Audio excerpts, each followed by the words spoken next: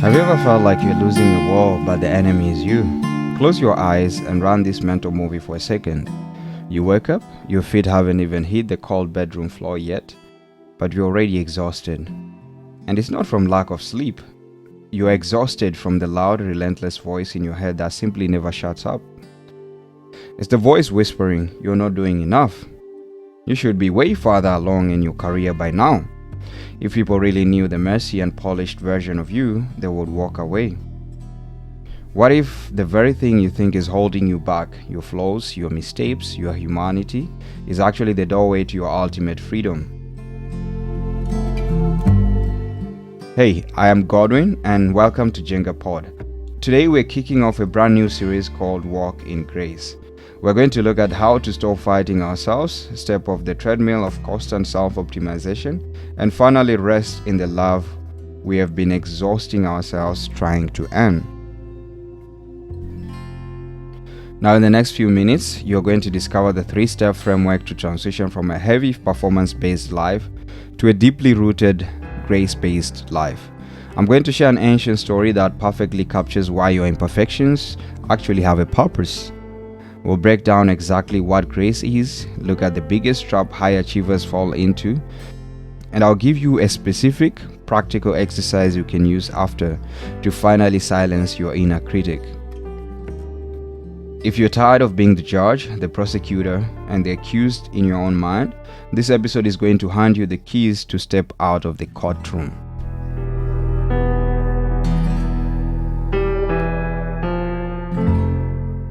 Awesome. Let's be completely honest. Life without grace is a crushing heavy burden.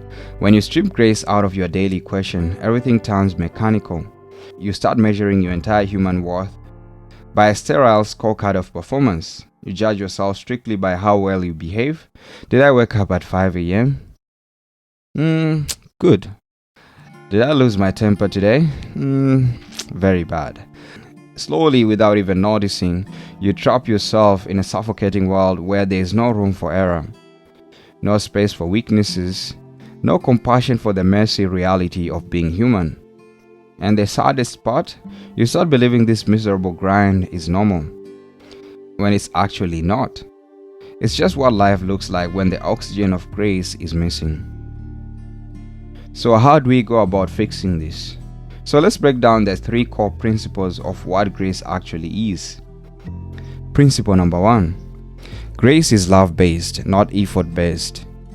Here's the secret. Grace is not effort-based. Grace is love-based. It is the creator of the universe looking directly at you and saying, "I know you. I see your hidden weaknesses. I see your exhausting struggles, and I still choose you." If you're a Christian, I'll read to you Ephesians 2:8-10, which spells this out perfectly. "For by grace ye have been saved through faith, and this is not of yourselves, it is the gift of God, not by works, so that no one may boast."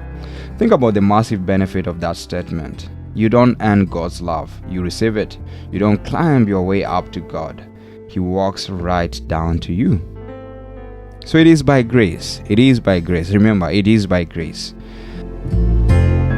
Now, principle number 2. God uses you because of your flaws, not in spite of them. To understand this, there was once a water bearer in India who had 2 large pots hanging on the ends of a pole he carried across his neck. One of the pots was perfect and always delivered a full portion of water at the end of the long walk from the stream to the master's house.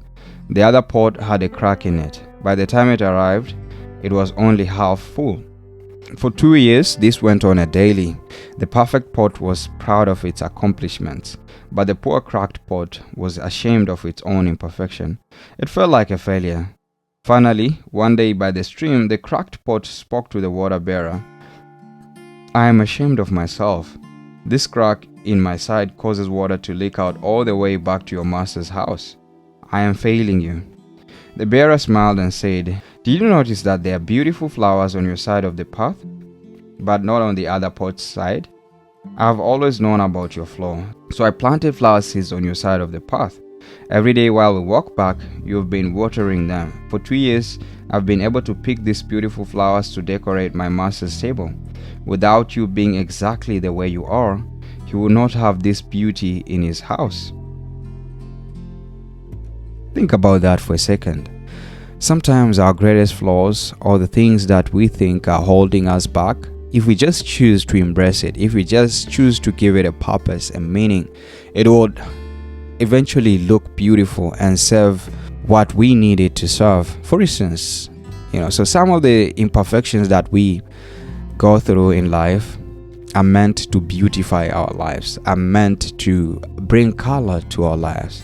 And that is grace. When you look at it from a good angle, for instance, the water bearer now looked at the pot and decided to plant seeds of flowers and use the leakage to water those flowers. And now that same weakness turned into beauty. So that is the secret behind grace. When God says, "Come as you are," He means it. Not as you wish you were, not as your Instagram feed pretends you are, but with your cracks. Because grace uses cracks to water the path. Hey, a quick gentle reminder. If this episode is speaking to you, pause for a second and hit the like or follow button. Growing a space for intentional living happens one person at a time, and your support helps us to build just that. And if you're listening on Spotify, Apple Podcasts, or Amazon Music, make sure to follow so you never miss an episode. Awesome. Let's keep going. Now let's look at principle 3. Grace is ultimate rest. Let's look at the real world application of this. Think about modern high achievers. Maybe this is you. You track every habit, you optimize your morning routine, you try to build the perfect life, but you still feel deeply empty. Why? Because you're carrying the weight of the world on your own shoulders. Now Jesus lays out the ultimate offer in Matthew 11:28. "Come to me, all you who are weary and burdened, and I'll give you rest."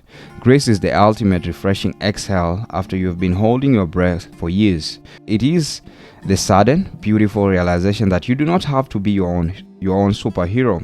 Now, common pitfalls and how to overcome them. Now, here's where most people get tripped up. The biggest pitfall is thinking, wait, if I just accept myself through grace, won't I become lazy? Won't I lose my age? No, that is a lie. Your inner critic tells you to keep you on the treadmill. Grace doesn't make you lazy. Grace makes you free. Grace does not weaken your drive. Grace strengthens you from the inside out. And here's the truth. Personal transformation driven by fear and self-hatred never lasts. It leads to burnout. But transformation driven by pure, unearned love, this is the kind of psychological safety that allows you to take risks, heal, and rewrite your life. So let's look at practical application. The grace check-in. So how do we apply this? I want to give you a tool. I call it a grace check-in. So the next time you make a mistake, you snap at a friend, you fail a project, you break a habit, and that inner prosecutor starts screaming at you, I want you to literally say out loud, "I'm a cracked pot and I'm still chosen." Stop seeing yourself as a broken machine to fix and start seeing yourself as a human being to love. Hey, a quick gentle reminder. If this episode is speaking to you, pause for a second and hit the like or follow button. Growing a space for intentional living happens one person at a time, and your support helps us to build just that. And if you're listening on Spotify, Apple Podcasts, or Amazon Music, make sure to follow so you never miss an episode. Awesome. Let's keep going. So, to conclude, let me give you a summary and key takeaways. So as I wrap up this episode 1, let's look in what we have covered today. If you take nothing else away from this episode, remember these 3 things. Number 1, grace is love-based, not effort-based. It is God's permanent posture toward you, not a reaction to your temporary performance. And that is something that you can always remember, that when you feel like you are broken down, when you feel like your strength is gone, when you feel like you cannot do it anymore, that is when you should embrace grace. Because grace is not something to earn. It's not like your job where you have to work to earn your salary. Grace is something that was given freely, and it's because of His love. So you just believe in that. You embrace that grace and you start again. Now, number 2, Your cracks have a purpose. Stop trying to hide your flaws. They are at the exact places where grace enters and waters the path around you. So sometimes the things that you think are weaknesses aren't exactly as you think. It's all about perspective sometimes. When you give it a meaning, when you look at the bigger purpose that it can serve, just like the water bearer, the cracks in you are essentially the ways you can water the flowers around you, are exactly the ways you can color your life, make it beautiful, make it more appealing. So that's just part of being human. So do not forget that you are not meant to be perfect. You are not meant to be perfect. You can try, but you are not meant to be perfect. God loves you regardless of your flaws, of your imperfections, and it's upon you now to look at the side where your imperfections can serve a greater good. Now, number 3, transformation from fear leads to burnout. Transformation from grace leads to true, lasting rest. So, what you should know is that you do not really need to transform your life with perfection. Sometimes the little efforts that are accompanied by imperfect behaviors, by imperfect scenarios, situations, actions, are exactly the things you need to do to transform your lives. And by you choosing to do despite your imperfection, in spite of them, you are allowing grace to color your life, to give you that unlimited strength, unlimited potential and energy to continue working in transforming your life. So what am I trying to say? Stop trying to be perfect and stop trying to perfect what is already fully accepted. Grace is not a gold star for good behavior. It is the starting line for a completely new way of living. Now here's your call to action. It's time to take action. Don't just listen to this and move on with your day.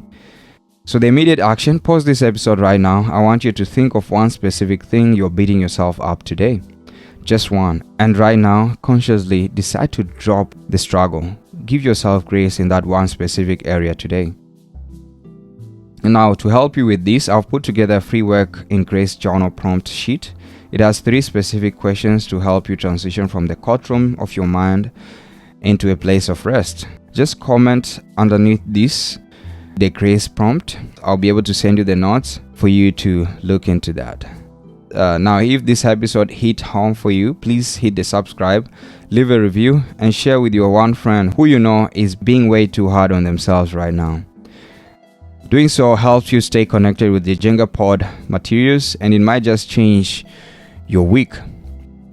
Now, in our next episode, we are flipping the coin. We are going to talk about what happens when we refuse to choose grace, how living without it silently destroys our identity, fractures our relationships, and suffocates our spiritual growth. And I bet you won't want to miss this. So until next time, let grace meet you exactly where you are. You don't have to fight yourself anymore. Stay present and stay alive. I'll catch you on our next episode of JengaPod. This is Godwin. And until then, see you in our next episode. Thank you so much.